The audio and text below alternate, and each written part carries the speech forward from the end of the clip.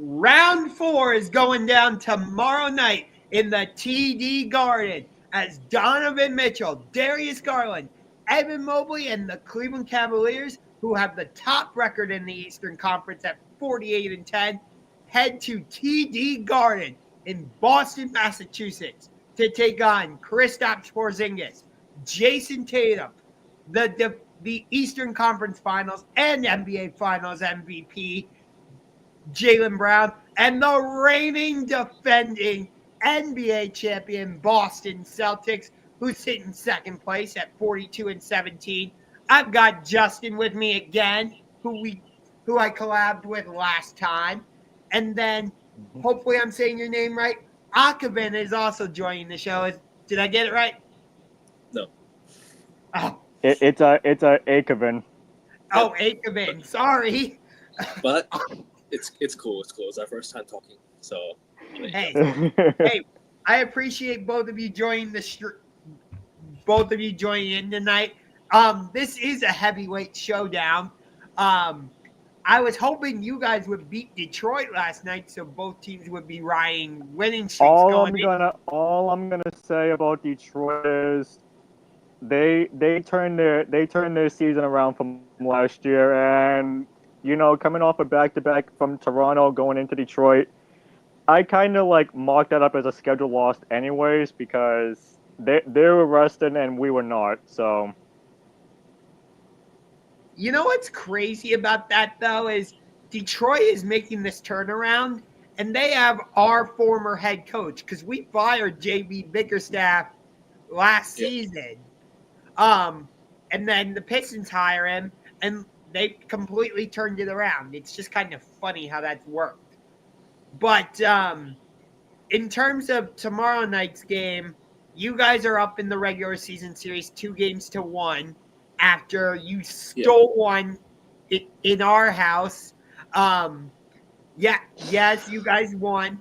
I will say though, I'm 1-0 on collabs. I'm 1-0 on collabs. Yes, you are, Justin. Although Kristaps Porziņģis should go to Broadway after his NBA career because he was doing a great job as an actor in that game. But my bigger issue was nobody showed up off the bench for us except Sam Merrill. And then I think it was Jared Allen and Evan Mobley who both had off nights for us in that game, which you can't do against a team like the Celtics. So to be fair, I'll give you your credit. We were up by a massive scoreline, so we let that slip ourselves. That's not on Evan Mobley, or that's on with Darius Garland. You said Darius Garland. Yeah, it's not on them. It's on us that we let you guys back into the game so easily in the second half. I think we were up. We were up for 45-26 at halftime, almost. We're almost at one point of the game. It was 45-26, and you guys just got back to the game because we let that slip. It's typical Boston Celtics every year. I'm just sat here. I'm watching my team, and I'm like, yeah, I'm scared when we're up big. I'm more confident when the scores are tight because I'm like, this team's not going to blow it. But every time we go up. Every time we go up, let's say we go up 27. Against the Knicks, 27 points. It went down to 4, but that's not on the team because the bench, the starters came back on and we just blew the game out. But that's what I mean. The bench. Yeah, and the bench is an issue. And the thing is, we need to start playing better when Jayson Tatum's not on the floor. Because every time that Jayson Tatum gets off the floor, we always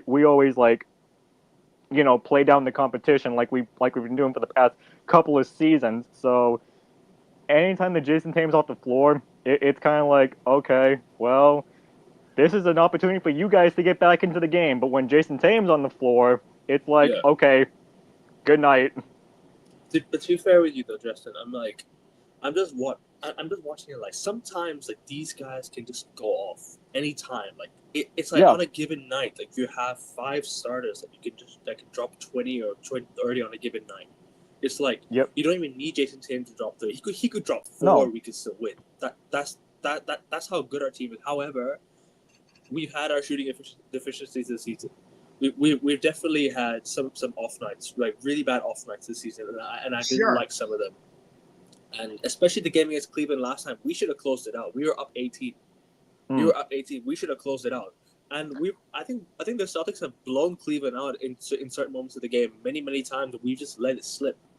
We let it slip. Almost let it slip at home as well. Remember we were up like to 21, then they came back. It was like a in that like play-in tournament game or whatever it was. Yeah, it still counts as a regular season, to be fair. So but it wouldn't be a Cavs Celtics game if it didn't come down to the wire, because that's how these matchups have been, the past couple seasons.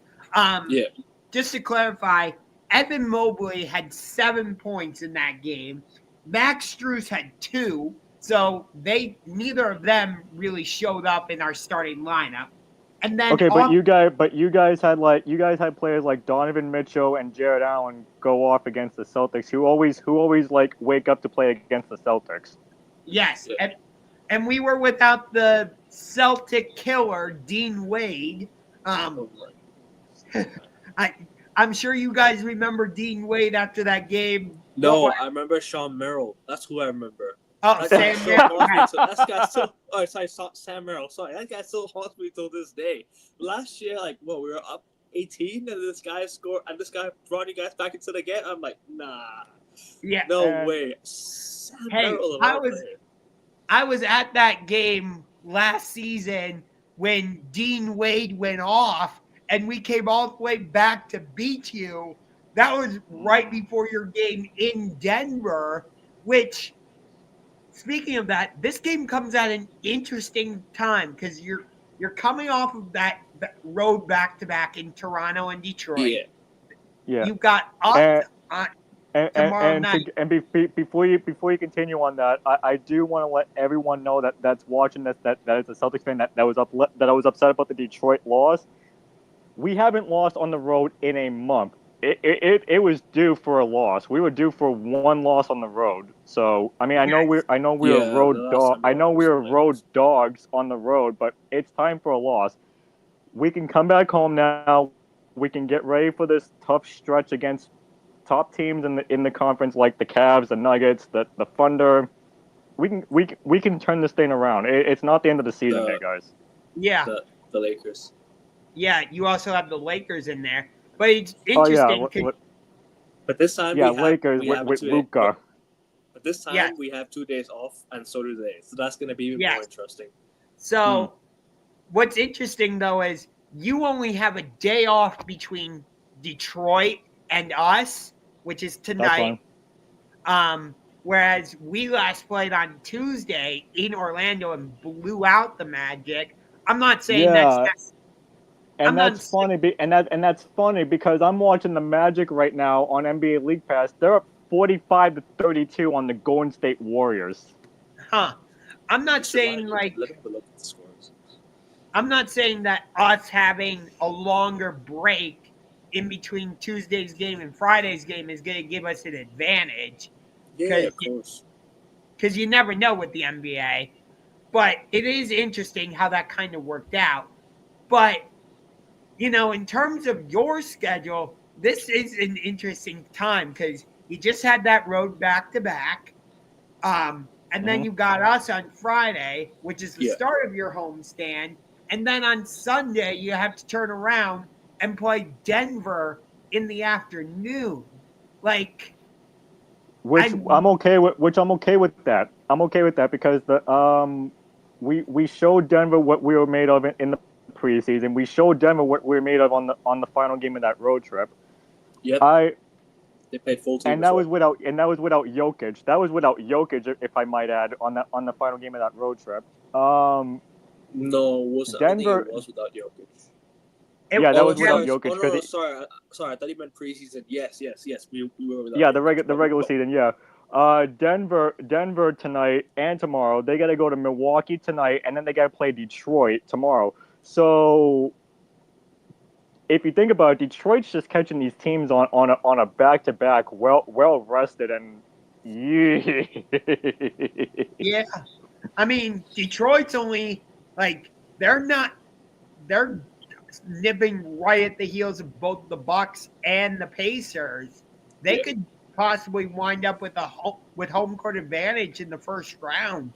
But does that knowing that you have us on Friday and then you have to turn around and play Denver on Sunday afternoon? Does that scare you guys as Celtics fans, and knowing also that you will only have one day off between what happened in Detroit and having to get ready for us on Friday? Taking all that into consideration, does that scare you? One thing I've learned as a Celtics fan over the last 2 years, we're not scared of anyone.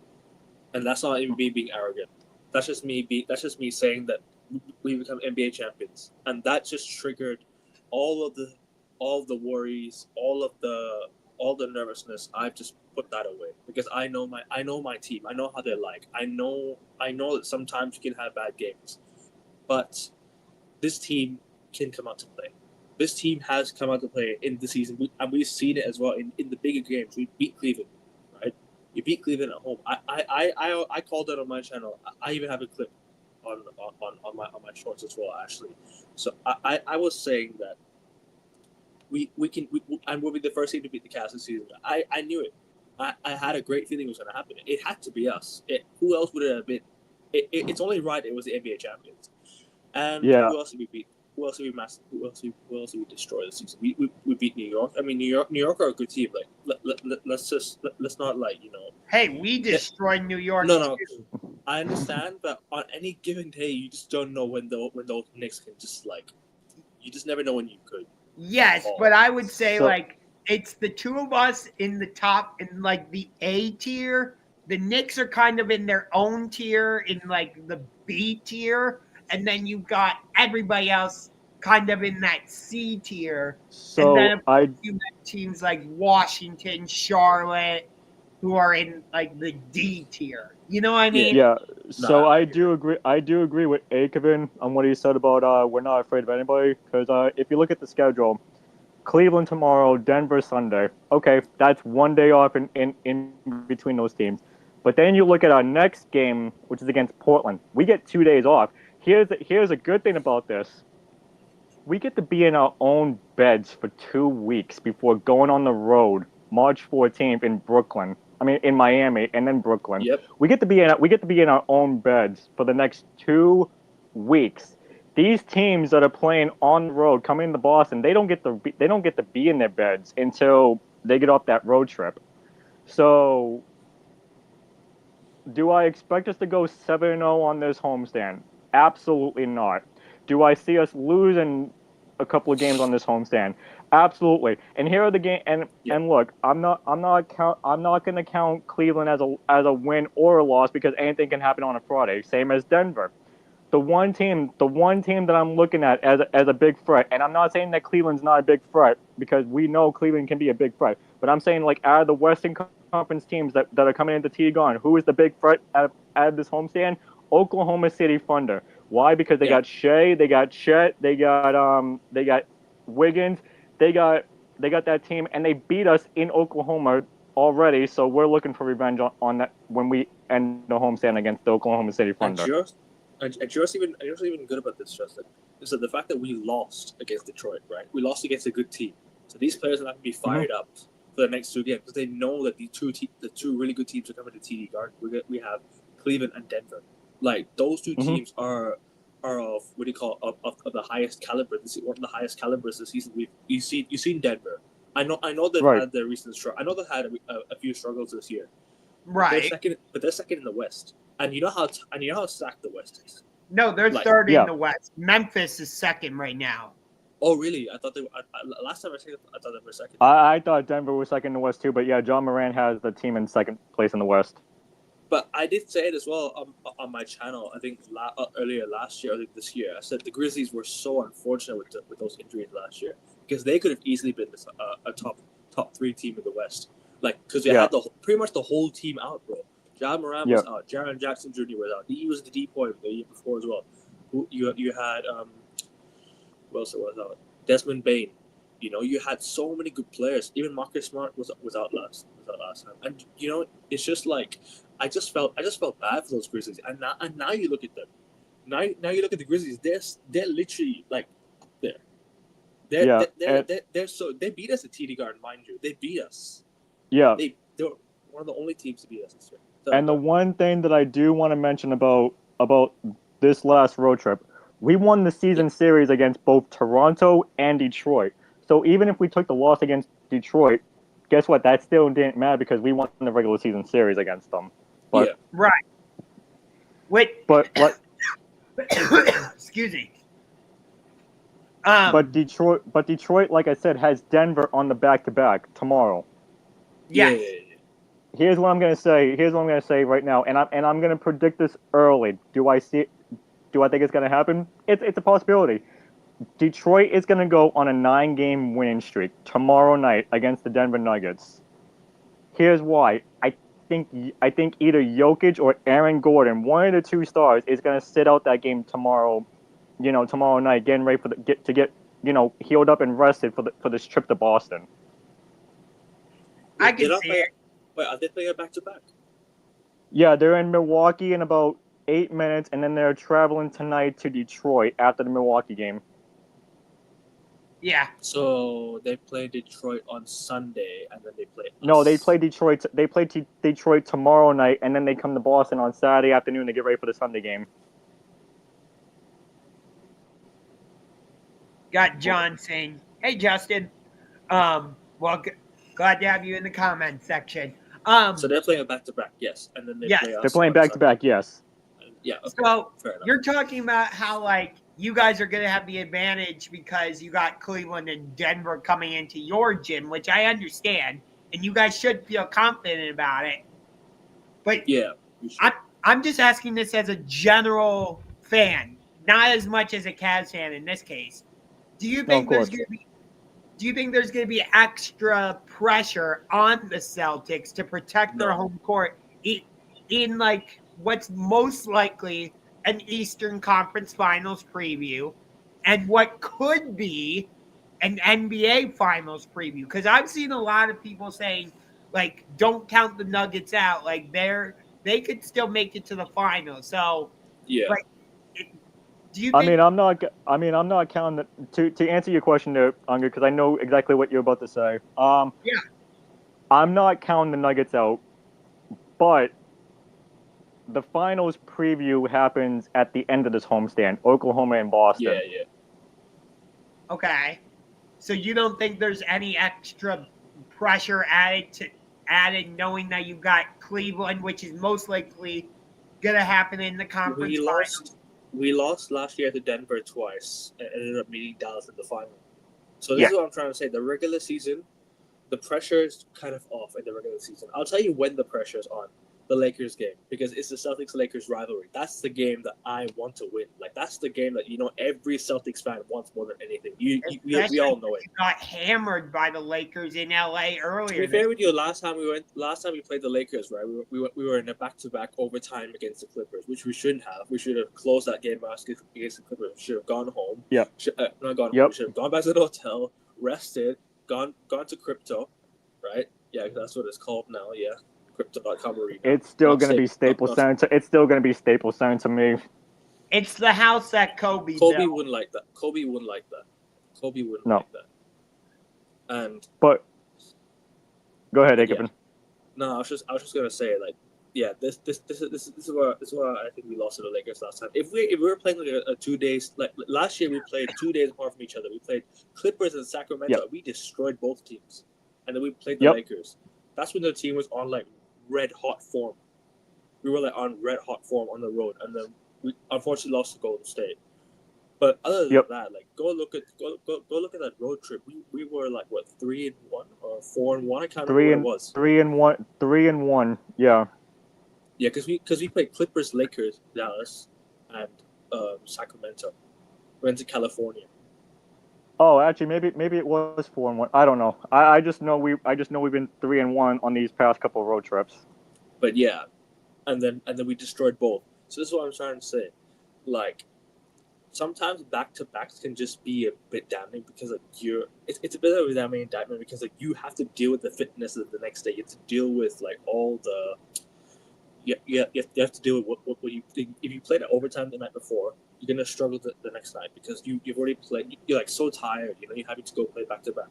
I'm kind of like I'm kind of on the side where I'll speak on this a bit later, but we'll speak on this again later. But I'm kind of on the side where I think the NBA needs to bin the back-to-back and lessen the amount of games played in the regular season because I feel that, you know what, it's too much in terms of for the players because then if you want to really add this NBA Cup thing, if you really want to like bring it in, like make it an actual tournament outside the regular season rather than having to play during the regular season because regular season people's not going to care as much. Hey, look who the cat dragged in. There he is.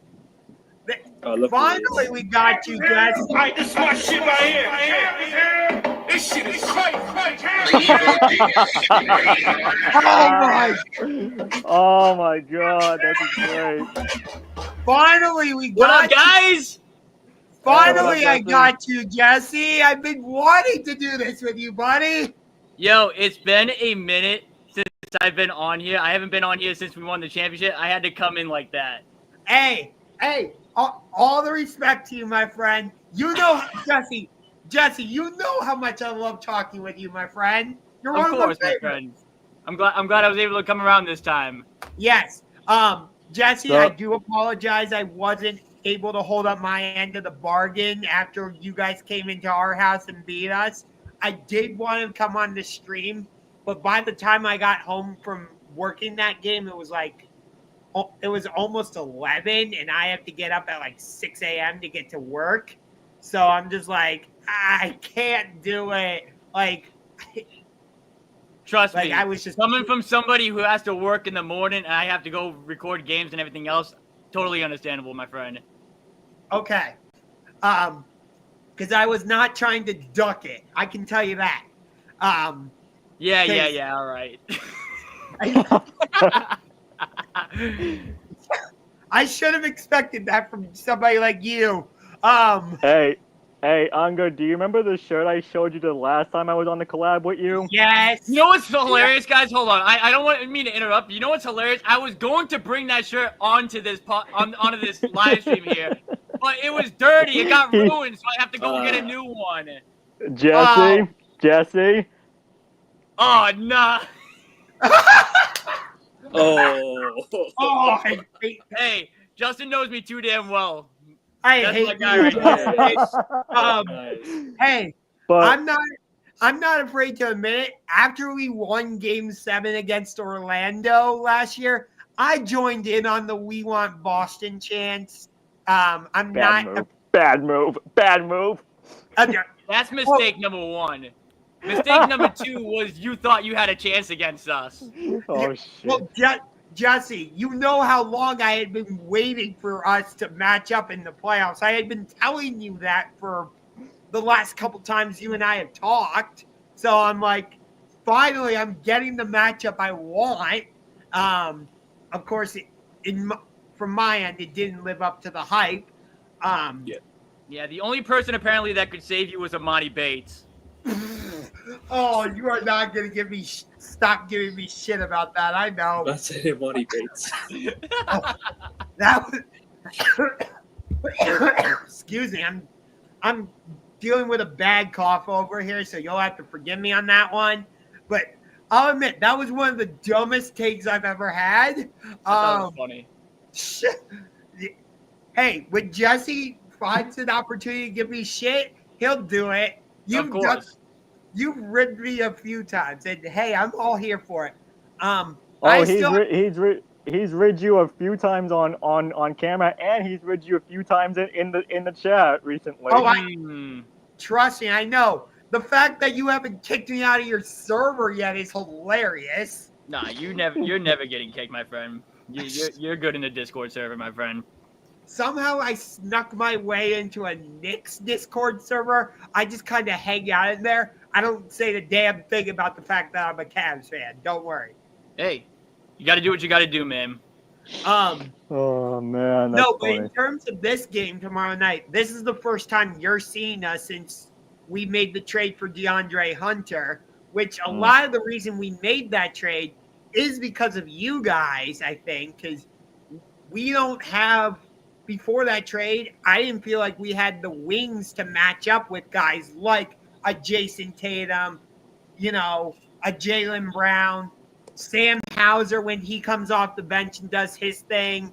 Derek White, I've seen Derek White move up to the 3 at times if you have like Holiday at the point guard and you might have like Peyton Pritchard at the shooting guard. You might move. Which by the way, it's no secret that Peyton Pritchard is locked in for $6 million a year. I said it first. I said that one first. I don't know. Tomorrow's going to be very interesting. Jaylen Brown is questionable. I forget who else is questionable off the top of my head already, but Drew Holiday and Luke Cornett. Drew Holiday. That's the other big one that I was looking at. So that's 2 big guys that we're possibly going to miss. I mean, I don't know if Brown is going to sit back-to-back games, especially where it's against the number 1 seeded Cavs. I don't like the fact that he's on the injury report again. I thought he'd be off it. The Drew Holiday thing, that's been kind of iffy for me the entire year. He's been on and off of the injury report with a shoulder impingement or whatever. I don't know what the situation is there. But I've said it last night on my Twitter. I've said it last night on an Instagram live stream. I think the 1 seed for the Boston Celtics is dead. I think it's done for the season. I think at this point, they're trying to get either the 2nd seed in the Eastern Conference, or I think they're going to try and get the 2nd best seed in the NBA. So, let's say if for some reason the Cavs get knocked off, they'll get home court advantage throughout the playoffs after them. I think those 2 are more in the mix for them at this moment. But again, tomorrow should still be interesting. Cavs are one of the, if not the best teams in the NBA against the reigning champs. I mean, it's going to be cinema tomorrow. Yeah, And I think the main important thing that we have to focus on as well is we need to get these guys healthy come playoff time, because once playoff time comes around, look, I want this playoffs to be all healthy between the teams that we face. I don't care who we face. I want this whole entire playoffs to be healthy between all the teams, because if we don't, Jesse and Akoven, from last year, people are going to be like, oh, well, the Celtics got the easiest path to the NBA Finals. Hey, I was on that train. Jesse knows that. I was on that train for last year because you guys had to face us without Jared Allen. Darius or Donovan Mitchell was injured throughout that series. Mitchell played 4 games, my friend. He played 4 games. Yes, I know. And he was the reason we won Game 2 against you in Boston. No, we were just bad. He wasn't the reason why. We were just bad. We lived or died by the 3, and guess what? We died in Game 2. Yep. That's what happened against Miami as well. We did the exact same against Miami, and we lost. Yeah. So this is what I mean. You have these bad games in the playoffs, and look, I'm glad we resurrected that and we sorted it out. We won in 5 games in both series, but at the same time, look, Cleveland have a good shooting team. We all know this. They have a very, very good shooting team, and I think this is what a lot of teams have taken up as an example this year. They now look at Boston, who are crazy good at threes. So they bring in more players that are good at threes. So you look at Cleveland. I think their 3-point percentage has gone up how many? It's gone up by quite a bit this year. Quite a bit. And you look at who else? OKC as well. They're on the up as well. So that's what I'm saying. I think Boston now has set the benchmark for every team to look at. I'll go a step further on that, and I'll say not only are teams getting more guys who can make 3-pointers, they're getting more guys who can play defense also. That's what really wins the championship, is both sides of the basketball. Winning plays on the defensive end and being able to nail your threes down. That has been the formula for the Celtics last year. That's why they were so dominant last year. Jayson Tatum's one of the best 2-way forwards in the game. Jaylen Brown's a top 15 player in the league. He's another two-way player. Even KP last year, I know he didn't play much in the playoffs last year, but he showed since last year that he took a leap in terms of that defense for the Celtics. You got Drew, Derek White. The formula is two-way players who are good on the offensive end that can shoot the three. That's the formula. Yeah. And a lot of teams took that formula in the offseason and made some moves. And even at the trade deadline with your Cavaliers getting DeAndre Hunter. Yeah. So we're averaging about 123 points a game this season. You're averaging 116. I don't expect this game to be that high scoring because our first couple matchups have been relatively low scoring. I know you beat us last time 112-105, but that's relatively low scoring compared to like what we've seen in the grand scheme of the NBA. Like, trust me, I knew that after we blew out Dallas by 40, I'm like, we're not doing that to Boston. Like, Dallas was just, that was the day after the trade. They were basically without everyone. So, I didn't really take much from that game. But it's hard because it's like, I know that we're very Donovan Mitchell dependent, where like if he doesn't go off for 20 plus, we might struggle to win a lot of these games. Whereas, so basically that's what I was talking about. So basically, your Donovan Mitchell situation is like what I talked about with the Jayson Tatum situation. If he's off the court, then your team is like, okay, we can let this team get back into the game. Where if Donovan Mitchell is on the court, you guys are like lights out, shut out, everything. Unless Porziņģis is scoring like 30 plus a game, so then yeah, we can. But Jayson Tatum is our best player. But like, I've said this many times on shows. Yeah, I've said this many times on shows. Yeah.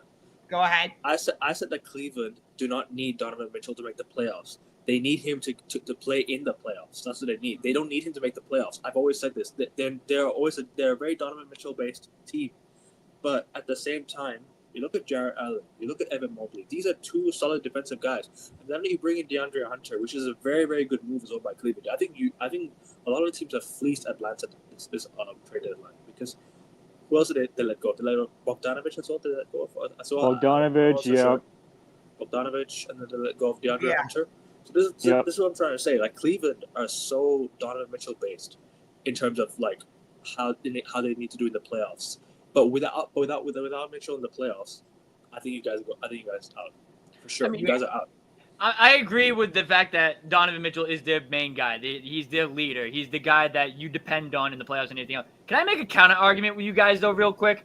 I think last year, Unger, you and I had this conversation of who's the second guy for Cleveland, and like you guys depended on Donovan Mitchell a lot more than others because like it's Donovan Mitchell on the offensive end, and then like there's a little bit of a gap, and then it's other players.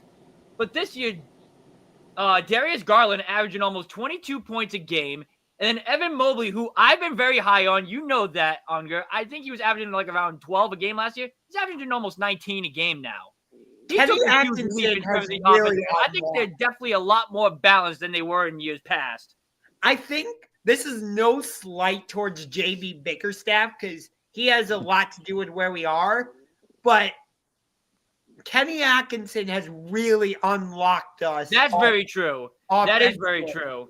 Like, Evan Mobley is more willing to take that 3-point shot now, and like you can see his confidence growing as he's taking more of those shots. I don't want him to become like a true stretch player though, because I feel like he's better in the post.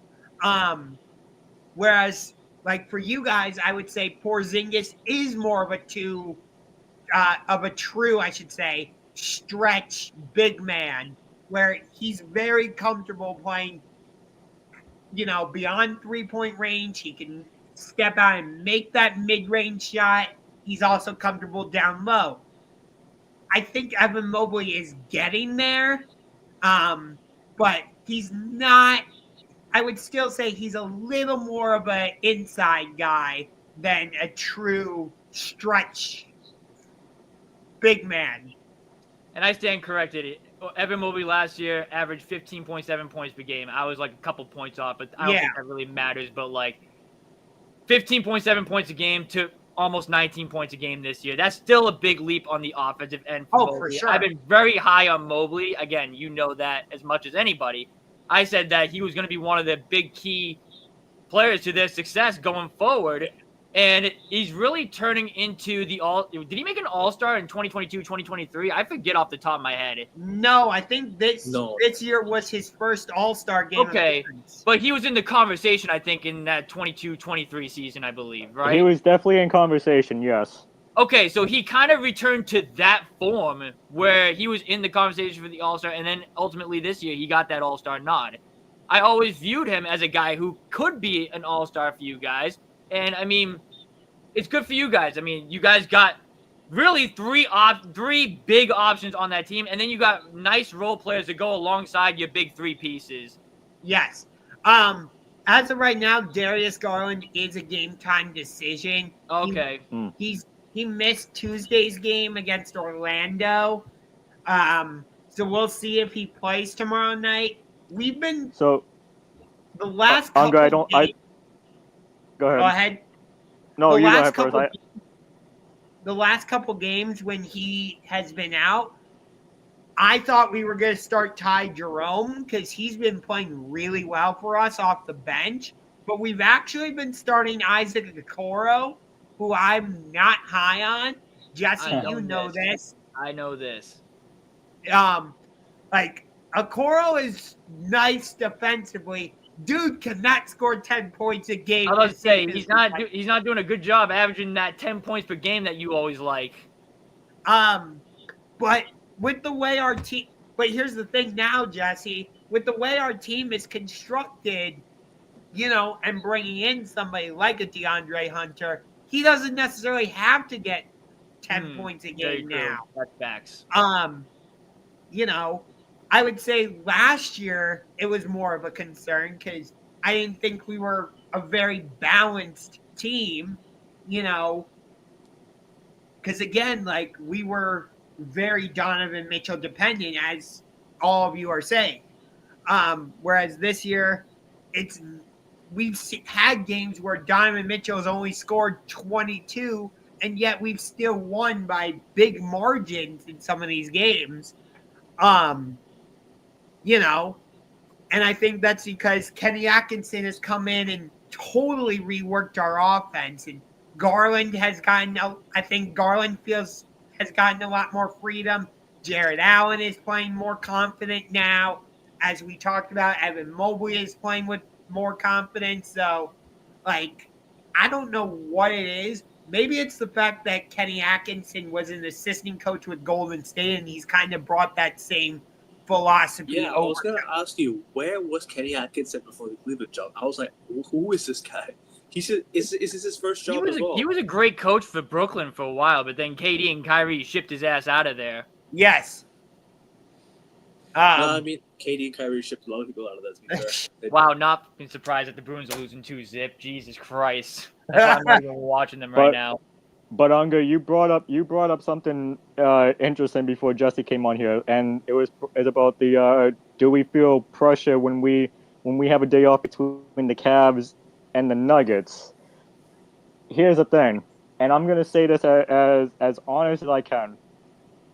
I think the only time that we're gonna feel pressure during any of this part of the homestand between a day off between the Cavs and the Nuggets is if our big guys like a Jaylen Brown or Drew Holiday or Jayson Tatum is on that injury report list and they're doubtful to play.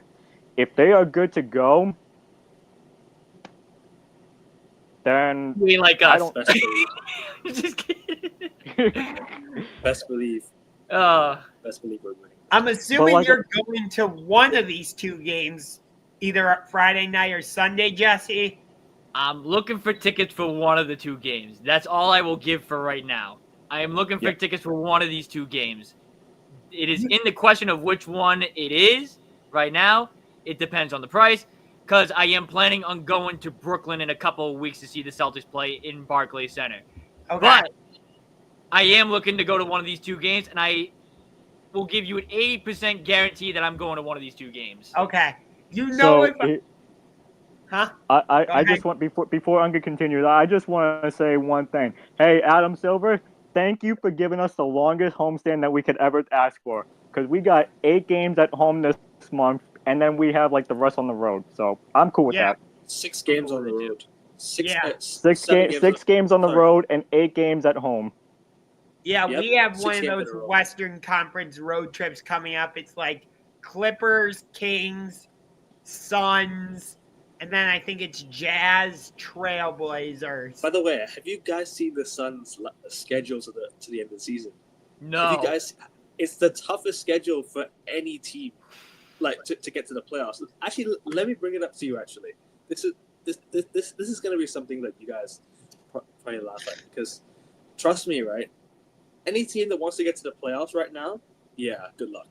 Right? So they got Pelicans at home on a homestand, Timberwolves, Clippers, Nuggets, Dallas on the road, Nuggets on the road, Dallas on the road, Grizzlies on the road, Rockets on the road, Kings at home, Lakers away, Raptors at home, Bulls at home, Cleveland at home, Milwaukee at home, then the Celtics, then Timberwolves away, then Rockets at home, Bucks away, Celtics away, Knicks away, Warriors at home, Thunder at home, Spurs at home, and then Kings away, bro. And I look at their record right now.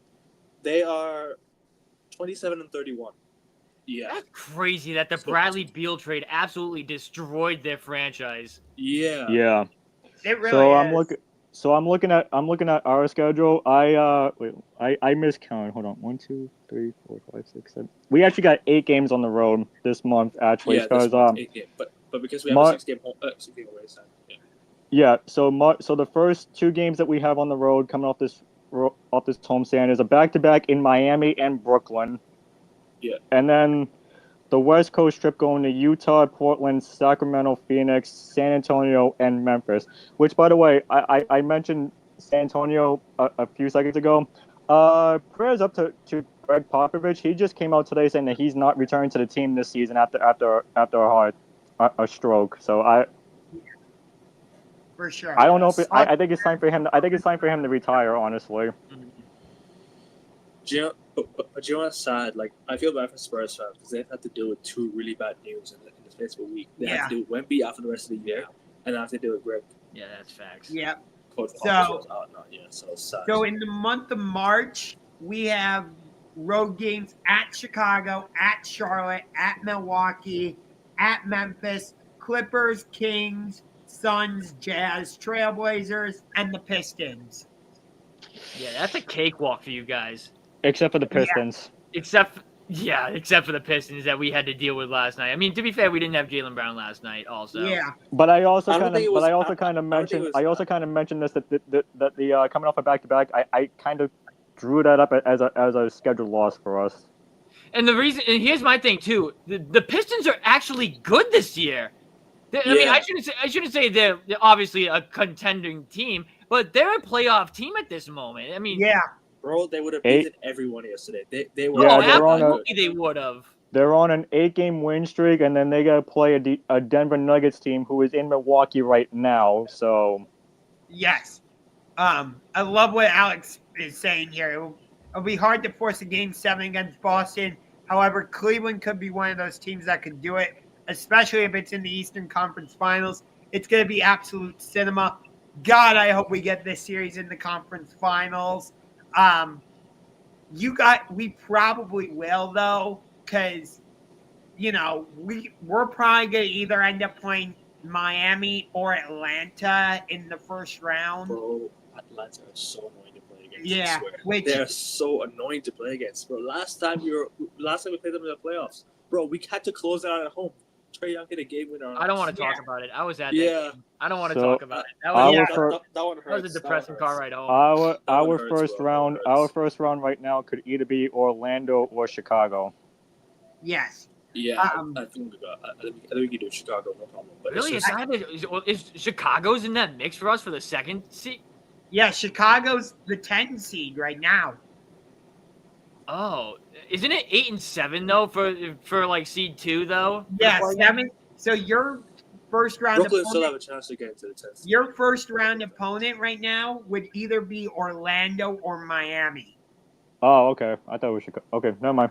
Yeah. I was gonna So- say, pray to God that it is Chicago. I was gonna say, if it's Chicago, then that's a sweep right off the gate. I mean, it should be a sweep regardless, but like, Dude, that's a guarantee sweep. Dude, if we play Chicago in the first round, that should be a sweep. There's a good chance it could be Brooklyn because Brooklyn are only 2.5 games, right? Yeah. 2.5 games behind. Either way, Chicago. our second round could very well be against either Detroit or the Knicks, and I really want. I don't want the Knicks. I want Detroit. I want the Knicks. I want the satisfaction of beating them in the playoffs. So those comments that I get from the Knicks fans can just shut the hell up finally about Knicks and Yes. 5, because it'll be Celtics in 2. It won't even be Celtics in 4. It'll be Celtics in 2 against that team. Celtics in 1. That team Celtics is in 1. 0-7 against the top 3 teams in the NBA. Talk about a fraud team right there. Yes. Oh, and Unger, Jesse knows all about this. That every time that those Knicks fans come into the chat and they talk shit, yep, gone. Gone. See you later. Hey, I do talk shit in the server, but somehow I get to stick around. I love it. I'm talking about on Jesse's live video because I banned me and Ben banned those Knicks fans for 24 hours. Oh God. I thought you meant in the Discord server. I'm like, how would fans be allowed at the Discord server? Good God. They're not. They're not. No, they are not.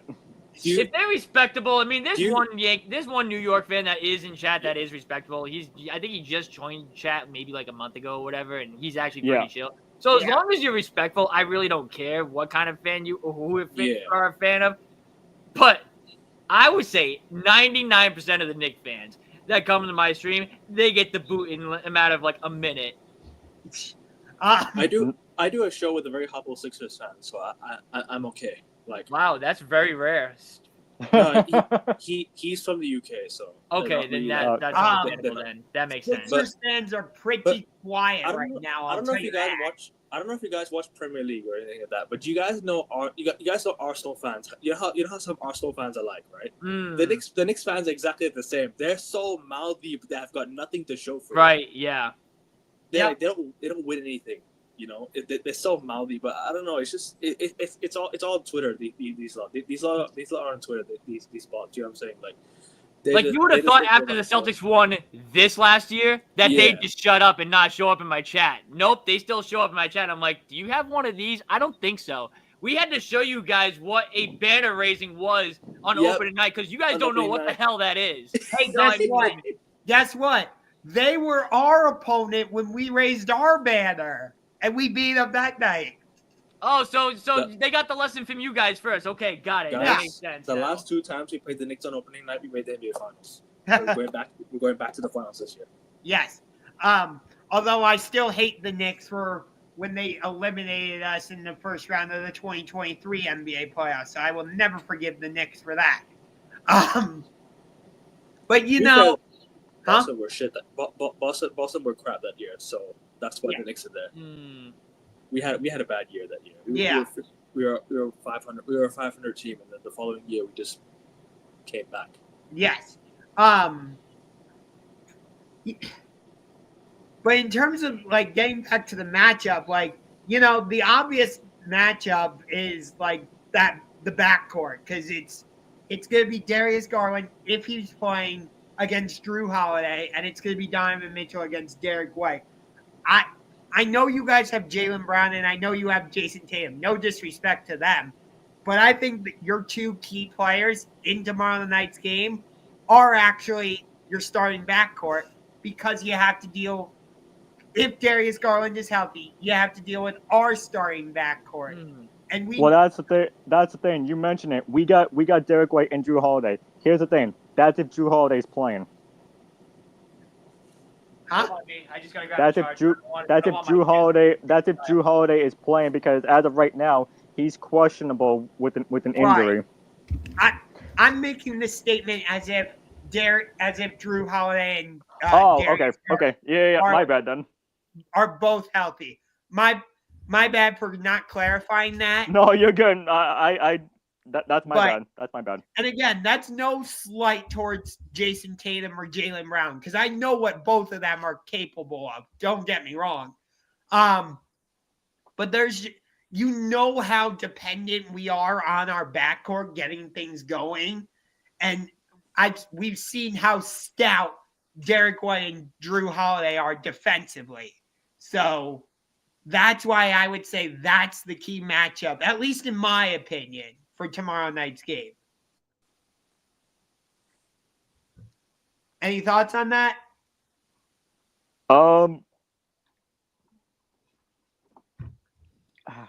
Jesse, you want to go on that one? Sorry, I was just trying to charge this stupid computer. This computer is like about to die on me. But I don't know, man. It's tough. I mean, I can't really definitively say like what the matchup's gonna look like until I see like who's playing, who's not. That's fair. Because the way I view it is like if we have our starting five playing versus your starting five playing, then like what you're saying, I absolutely get and everything else. But like, it's tough to just be like, okay, if this guy's out and this guy's out, how is our lineup going to look? You know what I mean? Yeah. And I feel like we've been robbed of that throughout, not just this season, but even last year. Like when we've had these regular season games, like the game in Cleveland where Dean Wade went off and we came all the way back. Like we were without Donovan Mitchell in that game, and even this season, you've had injuries. Like when we beat you earlier this season in Cleveland, Jaylen Brown wasn't there. So correct me if I'm wrong, but I don't think there's been a game this season between us where both teams have been fully healthy. No. The second game in Cleveland, I think both teams were healthy, if I'm not mistaken. No, we were without Dean Wade. I think we had a couple. Oh, come on, man. Come on. You're really going to put Dean Wade in this conversation now? Oh, I'm talking about I'm talking about starting their best five versus your best five, or even if you want to even go as far as saying like your best 6 or 7 versus your best 7. Like in terms of playoffs, I think that was the only game where because in the playoffs you play your best 8 or 9 best guys, and that's it. That was the only game I think we saw this year where both teams were healthy and healthy. Yeah, I would agree with you. Playoff matchup. I would agree with you. I will say in that game it was very surprising when you went up 20 because I told Justin this going into that game. Remember what my bold prediction was for that game, Justin? I said neither team would have a bigger lead than 10. That was my bold prediction for that game. And you were wrong. Hey, you can't be right all the time. You gotta be wrong at some point. I know. I'm rarely wrong. That's all I'm gonna say. By the way, I do have a poster that I actually got from TV Garden years ago when you guys had your big 3, Ray Allen, Kevin Garnett, Paul Pierce. 1 sec. Uh-oh. Check it out. That shit is fire. That is fire. Yes.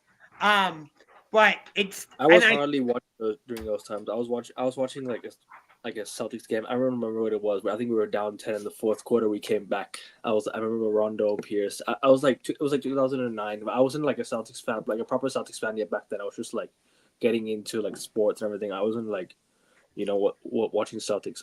I properly liked the Celtics in 2017.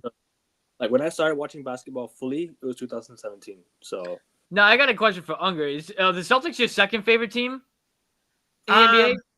No. Actually, the Cavs are my favorite team overall. Clippers are my favorite team in the Western Conference.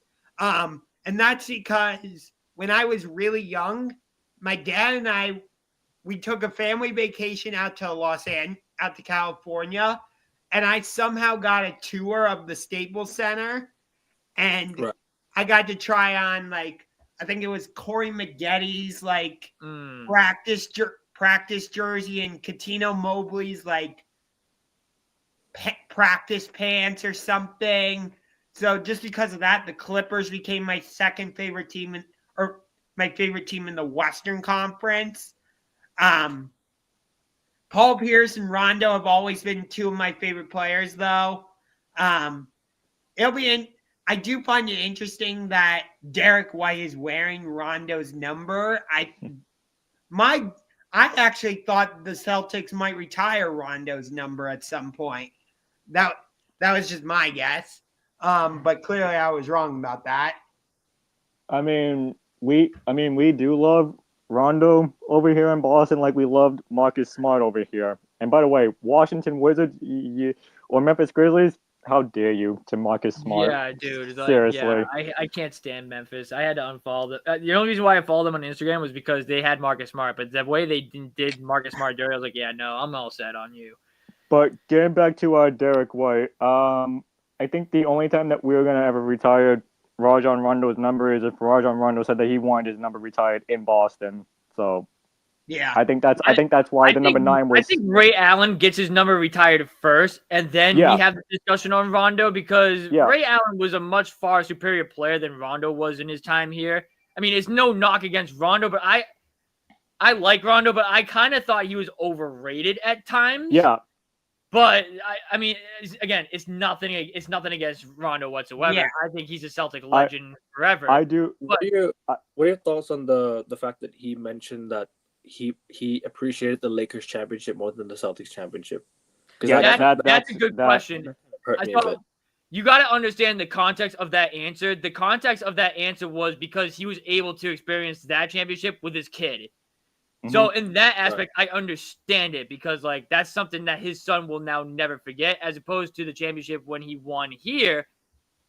I don't know if he even had a kid at the time. I don't think he did. No, he didn't. The fact that he was able to share it with his kid, that's where I'm like, okay, I understand it from that end.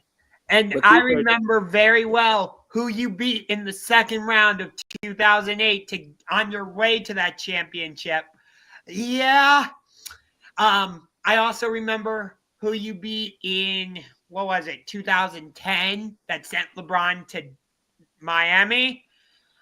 Despite our 3 playoff wins against you guys in 2015, 2017, and 2018, am I just going to simply forgive and forget that 2008 series or that 2010 series? Hell no.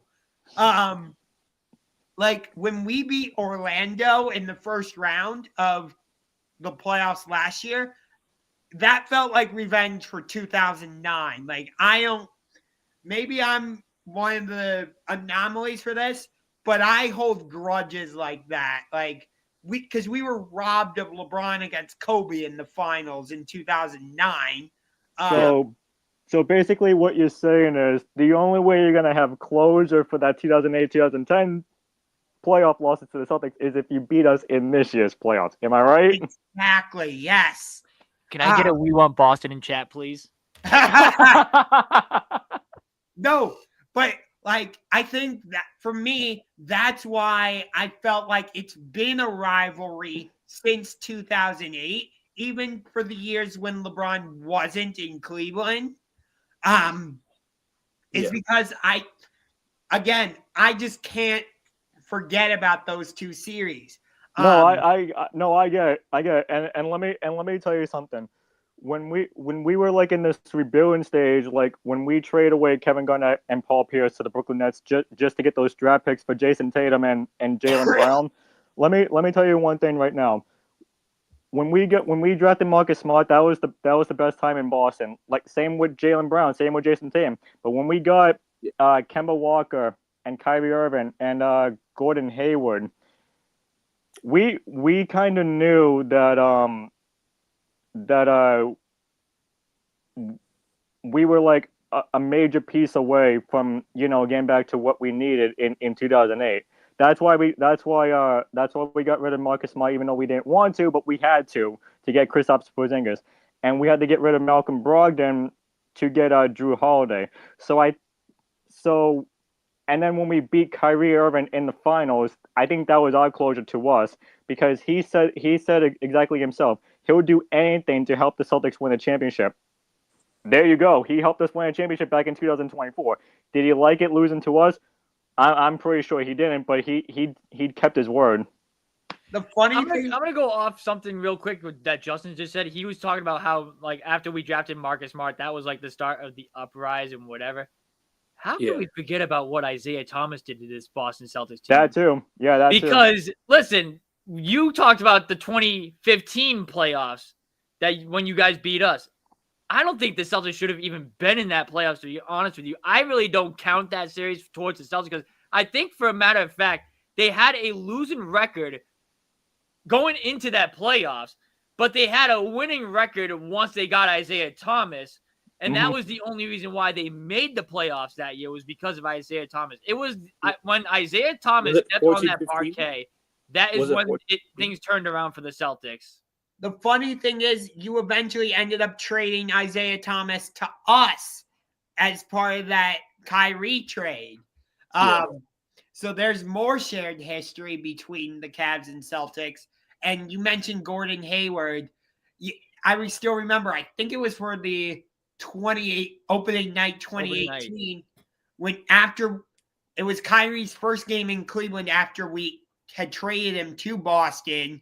Gordon Hayward in like the first, 2 or 3 minutes, just completely shattered his leg. Yeah. And he's never been the same after that.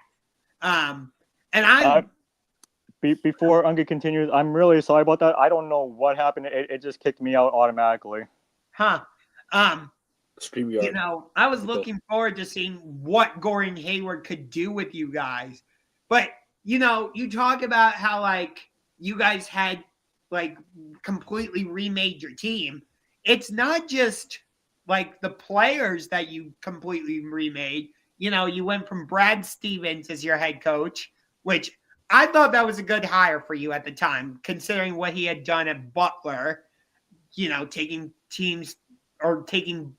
back-to-back teams to the national championship and being a buzzer beater away from beating Duke.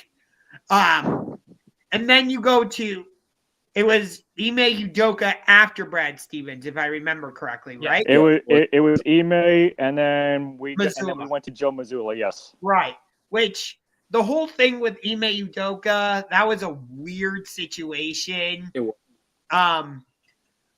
Which, trust me, we're kind of familiar with that because we hired John Beeline to be our head coach at one point. That was a total disaster. It was only weird because he did this during the 2022 NBA Finals.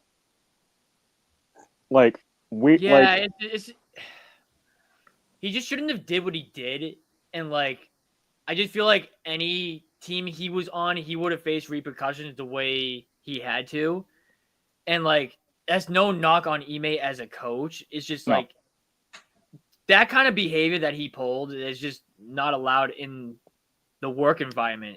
That's just something you cannot do. And the fact that he even cheated on Nia Long too, that alone is embarrassing itself. It is. But it was he just shouldn't have did what he did. I mean, he fumbled. I mean, he's doing good right now with Houston, but he fumbled himself a ring, really. Yeah. Do you think you would, if Ime was still your head coach, would you have won the championship last year? Yes. I think we would. Last year, I mean, Joe Mazzulla and Ime Udoka are two different playing styles. So, I mean, yeah, we got there with Ime in 2022, but you just never know, I guess. I think the year before we would have, for sure. The year before we were facing Miami in Game 7. Yeah. We would have won that championship the year. Oh, for sure. Yeah.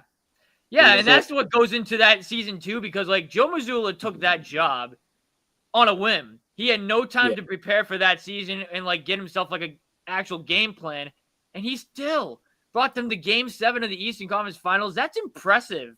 So here's my question: If Ime was still the, and this is for Akevin and Jesse, if Ime was still the coach,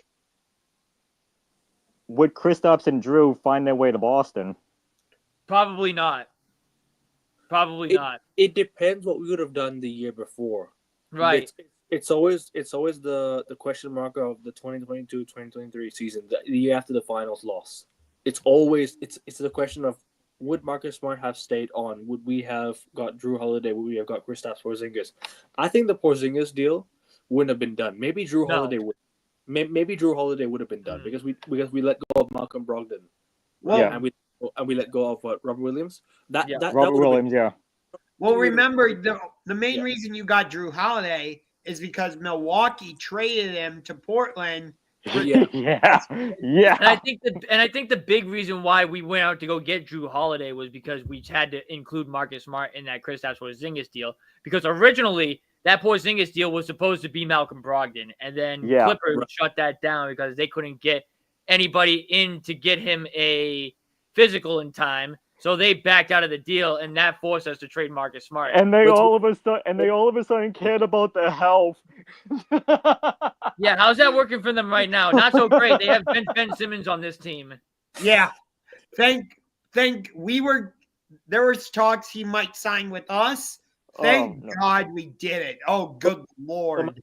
If Marcus Smart wasn't involved in the Porzingis deal, who would we involve? Who would we have involved in the Drew Holiday deal?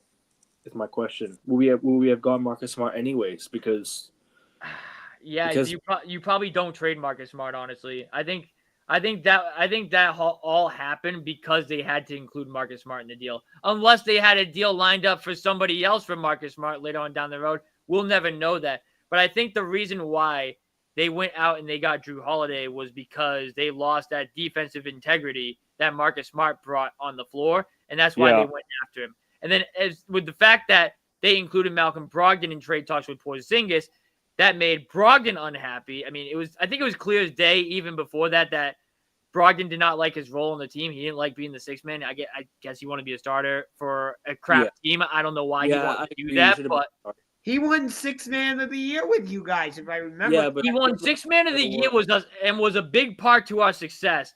And like he was complaining about the fact that he wasn't even going to be in the discussion about a starting role with his team. He should have started. Yeah, which I get. Like, you want to start in this league. I get that and everything else. But here's what and Breeze said this to me too, and she puts it perfectly. You're the first guy off the bench on a team that's contending for championships and could be potentially on a dynasty run. And you want to go be, I don't know, just the starting point guard in Portland or Washington? Like, what do you want? What do you want at that point? Yeah, as of right now, Malcolm Brogdon is still injured and not playing for the Wizards. And he's not doing good this year. He's not doing good this year. So how did that work out for him? He fumbled a ring there also. It's really interesting how, like, both of these teams have completely remade themselves. Like, you know, once LeBron left the second time, nobody expected us to be anything like this. And then we go out and pull off one of the bigger trades, you know, that offseason by going out and we trade Lowry Markkanen, we trade Colin Sexton, Ojai Abaji, which I wasn't thrilled about giving him up because I really liked him coming out of Kansas. But whatever. And we go out and get Donovan Mitchell. That kind of started us on this path. Then we go out and draft Evan Mobley. We already had Darius Garland at that time. You know, so that's kind of the way we got to where we are. And then you look at the Celtics, you make that crazy trade with the Nets. And get all these draft picks.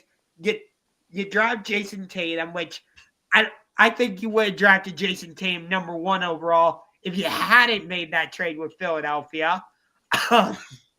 Excuse me. You go out and you draft Jaylen Brown, which I remember when you guys made that pick, there was a lot of discussion about were the Celtics going to keep that pick? Were they going to trade it to somebody? You know, even after you made that pick for Jaylen Brown, all the talk was, is he going to stay with the Celtics? Is he going to be traded to somewhere else? Like, that was the whole discussion. Yeah, here's the thing that really pissed off Celtics fans throughout the years when we had Jaylen Brown and Jayson Tatum. It wasn't what the players were gonna do. It's the whole entire media that said we need to break up Jayson Tatum and Jaylen Brown because they can't play well together. They'd get the same heat as the Dallas Mavericks are right now for trading Luka Doncic. Mm-hmm. Because the way I'll finish and then I'll let you talk. No, sorry. Okay. The way I describe the Luka Doncic trade, it's if the Celtics were to trade Jayson Tatum after they lost the 2022 NBA Finals. Mm-hmm. And listen, that was the talk of the time. Like, can the Jays win together and everything else? Like, that was the talk over time and time again.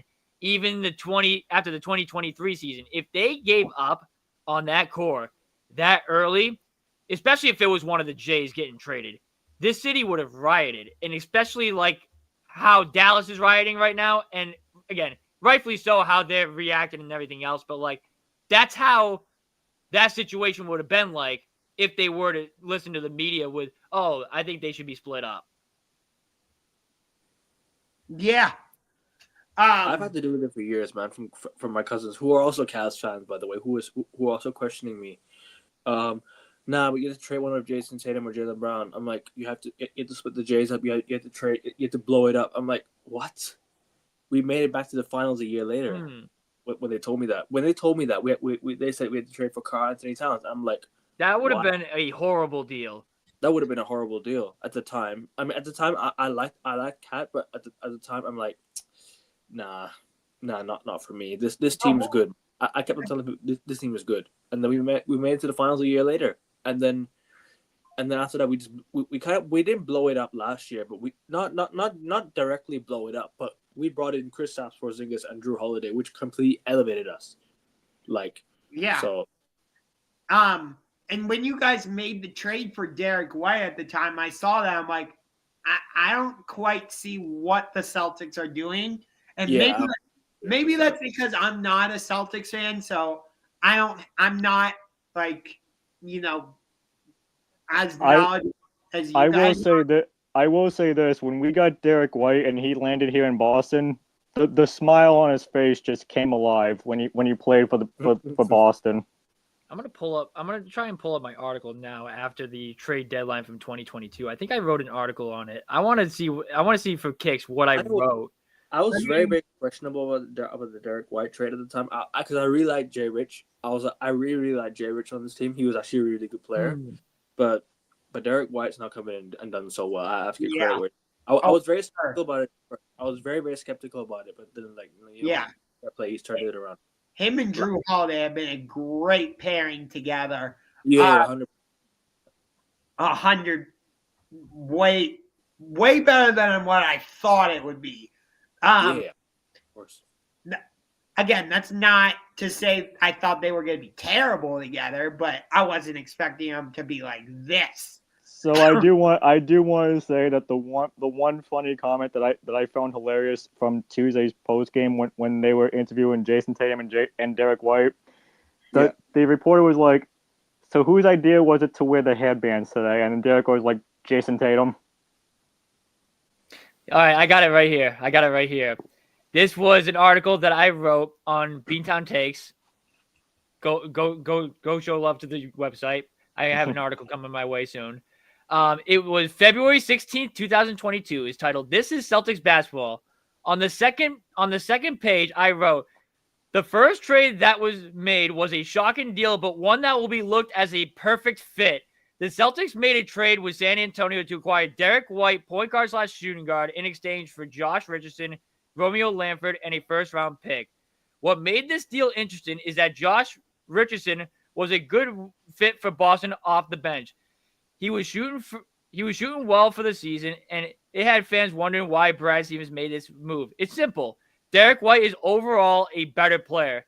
He can score 16 points a game along with 6 assists a night, and he is one of the best defensive guards in basketball. Kind of spoken into existence. I mean, I think at this time when I wrote this article, I think Derek White is about 26, maybe 25. Mm-hmm. So I don't want to say I watched so much San Antonio Spurs basketball back in the day, but like I knew like the kind of player that he was just by some highlights and everything that I would watch, and like I knew like right off the gate like he was gonna fit the culture of like what this team was trying to do, being good offensively on the side of the ball and defensively on the side of the ball.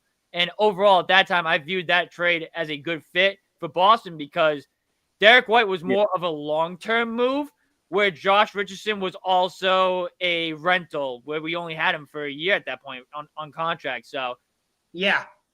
Do you guys still have Xavier Tillman? Because I know you traded. Yeah, we do. Yeah, we do. Because I know you played yesterday.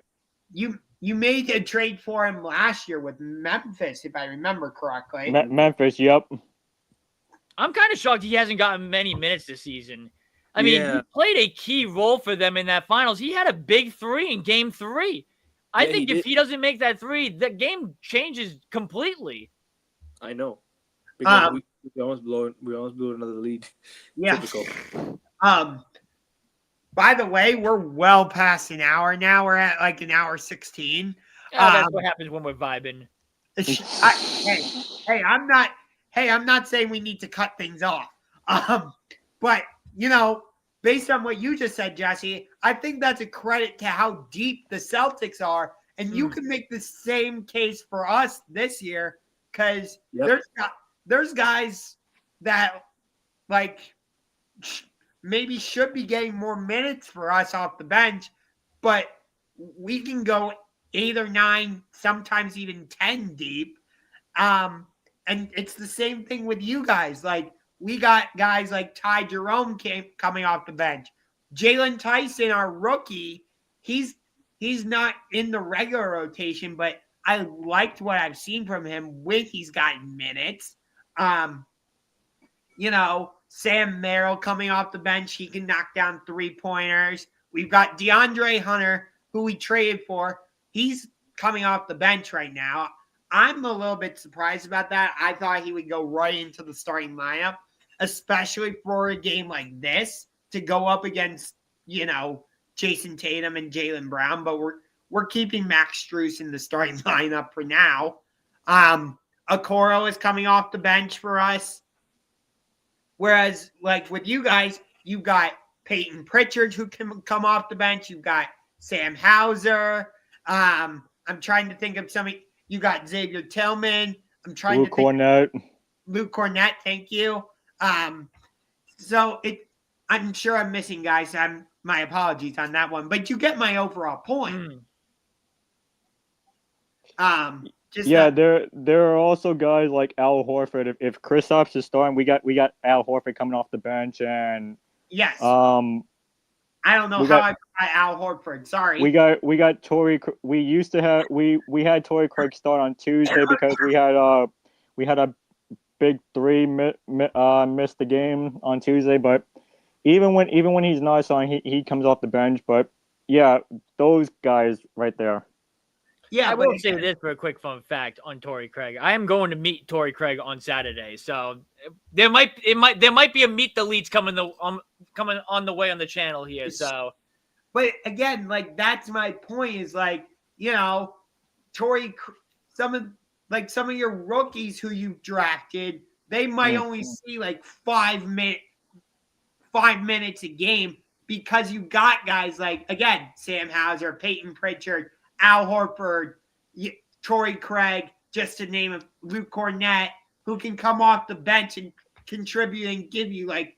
I will say this, however, when we do see guys like Baylor, Jordan, JD, you know, guys like that, and when they come off the bench, like from the G League and all that, and they get to play like minutes in the NBA. sooner or later they're going to come up to the big leagues full time to get onto this team. But the way that we're seeing them now, yeah, I think they're good fill-ins for the bench. So, but I don't. If you guys don't have anything else, it might be time to wrap this thing up because we already got an hour 20 on here, and we've been going strong. But I'm pretty much good here. All I'm gonna say, my last thing I'm gonna say is, Unger, I better see you tomorrow on my live stream. We get the win. Hey, it's a Friday night. It's the weekend. You know I'll be there, win or lose, because the game's in Boston. I'll be there. I'll hold up my end of the bargain this time. I got you. Yeah, Jesse. Hey, I am holding you to that, by the way, because I heard those same words last time. You're like, I'm tired. I'm going to bed. I had a long day at work. I had a legitimate reason. You even agreed with me. You know I like to give you jabs. If you're willing to give them, you got to be willing to take them. I know. And Ackerman, I'm gonna be seeing you on Monday on your NBA show, right? Yeah, Ackerman. Yep. I might take up your offer on that. By the way. No worries, man. Jesse, if you're free to hop on as well, I think it's around 4 p.m. Eastern on the. I will be at work, unfortunately, but I will tune in and watch it. However, no worries. I'll send the link on the chat if that's okay with you. So, because you guys are at home, I'll give you guys the win. I'm not, which pains me to say, because that would mean you guys win the regular season series against us 3-1, which I was not. Unger. Let's not say a win just yet, because like I said, we are road dogs. But we have not been that well at home recently. Especially coming back from a road trip too. Yeah. That's true. Yeah. Because when we went on these road trips before, we lost 3 games to the Western Conference teams coming back from the road. And we have one. Know. He went to one of the worst losses of the season. Well, I who did did too. Who did we play after LA when we lost to the Lakers? Who did we play at home when we came back? I think that was Houston. No, sorry. We played Dallas, and then we came home. My bad. Yeah. We played Dallas, and then we lost at home. So, I mean, look, I think right now, I think it's the time to forget about the road dogs thing, because I think the Celtics are on good form right now. Even if it's not on the road, I think we're looking on good form. I think we're looking at the team like we played last season again. I think we're looking at the same team again. Yeah, they've been playing good. They're 8-2 in the last 10. I think they're like 10-2 in the last 12 or whatever it is. I mean, 10-2. Yeah. Today, had we won yesterday, we would have equaled our longest win streak, which was 7. Right. So I was hoping you guys would win yesterday, because I wanted both teams coming into this game on a winning streak. But whatever. I wanted to win just to stay close to the first seed, but that's not happening no more. No, I think we have the number 1 seed locked up. I'm not worried. Huh? I'm not worried about the number 1 seed anymore. Yeah, I think you guys have. I wouldn't worry too much about New York. Like I said earlier, I think it's us and you in that top tier. New York's in that middle tier. You got teams like Indiana, Milwaukee, and it kind of in that C tier, and then everybody else is in that like D to F tier. Yeah, my final comment on this is, like I said before, the only thing that I'm worried about going into the playoffs is health. Yeah. You get what that means, Unger. That means we ain't scared of you at all. That's what he's basically telling you. Yeah. Hey, I understand that. Like, you guys are the defending champs. We're coming into your house. Yes, we've won 8 in a row, but like, and to be frank, I was nervous about this stretch coming out of the All-Star break, because we had at Brooklyn, New York on a back-to-back, Memphis, and then at Orlando and at Boston. Like, New York's a playoff team. Memphis is one of the top teams in the West. Orlando is a rematch from last year. Boston is a rematch from last year. So, like, the fact, and plus the fact that it was at Brooklyn, at home against New York, kind of back-to-back, I didn't really like that. So, like, that had me nervous. I'm not going to lie. I think here's what I think. I think this game's more important for you guys than it is for the Celtics. And the reason why I say that is because if you guys lose tomorrow to the Celtics, that means you've only had what? Between OKC and us, 2 wins? 2 out of what? 6 games, something like that?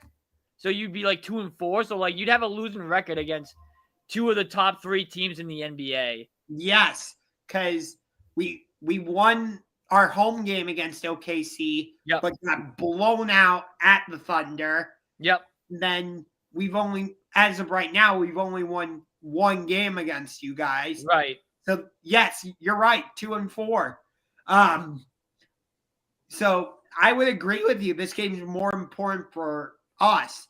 I do think it's definitely important for you guys though, because like a lot of people are starting to come around on us. Like Stephen A. Smith has suddenly become one of our biggest cheerleaders on First Take. He's everyone's cheerleader. Trust me. This guy will root for anyone that's perform. But like, last year was at one point, and then he went against us in the finals. All of a sudden. But my point though is like, I think a lot of the Cavs are starting to finally kind of get that respect. And like, if we lose to the Celtics again, it's going to be like, okay, the Cavs are the number 1 seed, but Boston's still the favorites. So the conversation is going to be exactly like it is with the New York Knicks like now. Yeah. That's exactly what it's going to turn into. So, and that's why I'm saying I agree with you, it's more important for us. It's definitely important for you guys to like kind of remind the rest of the league, like, hey, that's facts. That's true. We're still the defending champs. That's like, true. You can't just count us out. Not that anybody is. That makes sense. That's my point. You know, I would say for us on a scale of 1 to 10, I would say importance level is like, sorry, like an 8 or a 9. I think that's fair. And for you guys, I would put it at like a 6 or a 7. Does that seem reasonable? Yeah, I gave you guys a 9. I gave us a 6. Okay. So we're about on the same page then, Jesse. Yep. But would you agree with that, Justin? Would you go like 9 for the Cavs and Celtics at like 6 or 7? I would. Yeah, I absolutely would. Okay. Well, we've hit about an hour 27. Jesus Christ.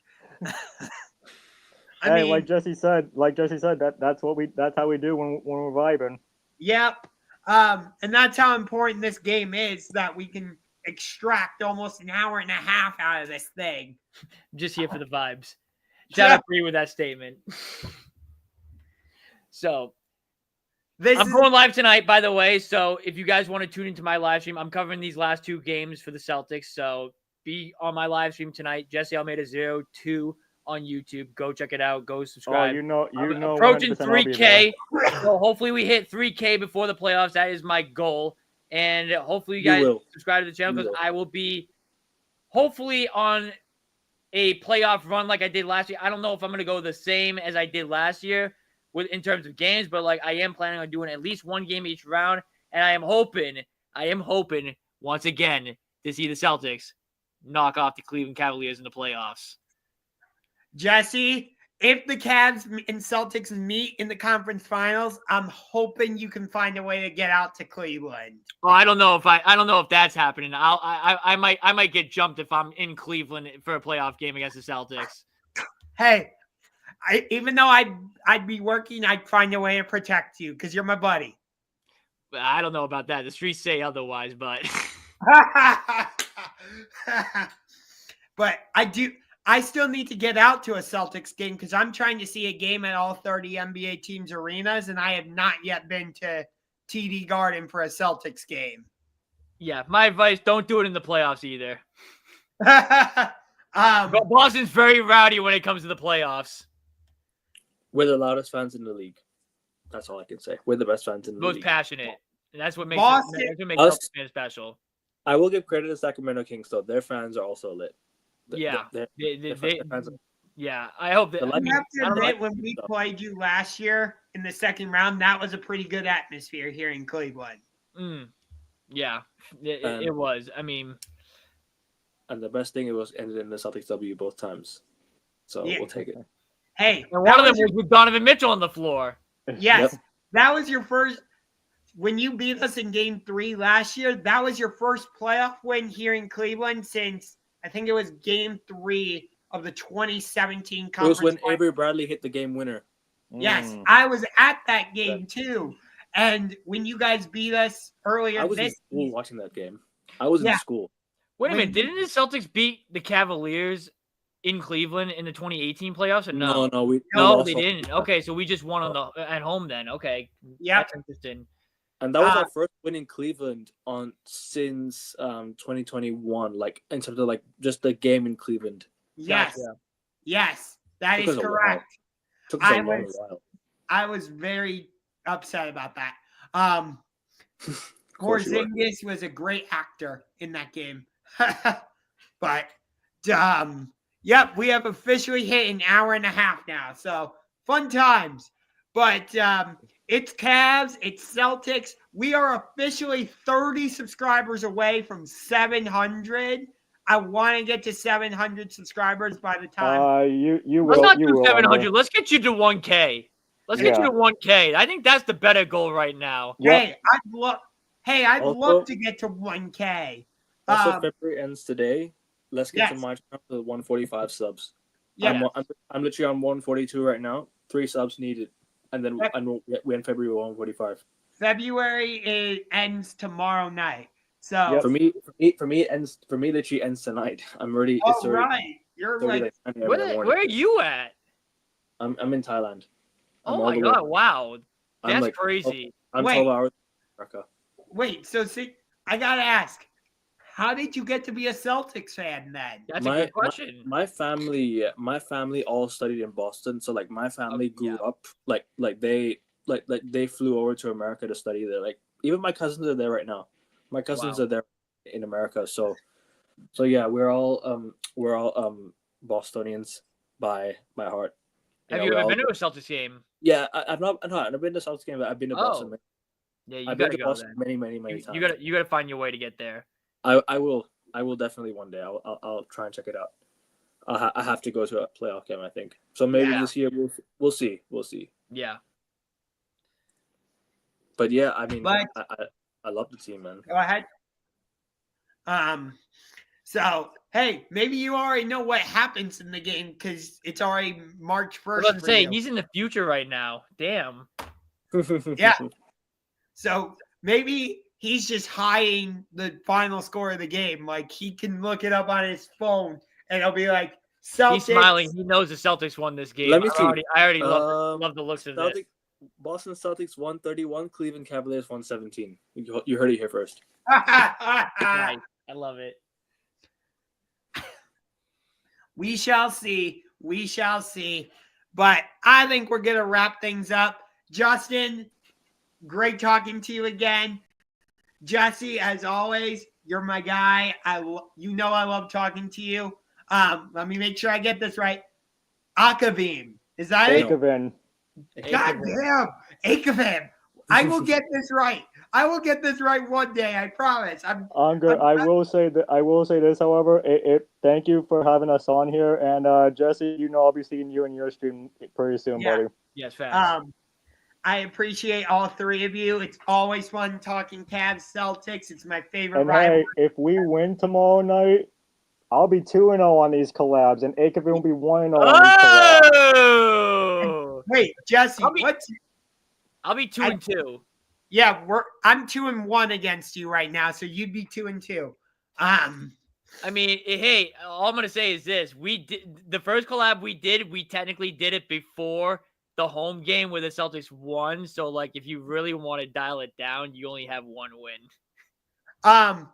Actually, it wasn't our first collab like before that, like home and home set, or that. No, because we did our first collab was before that 2-game set here in Cleveland where we split.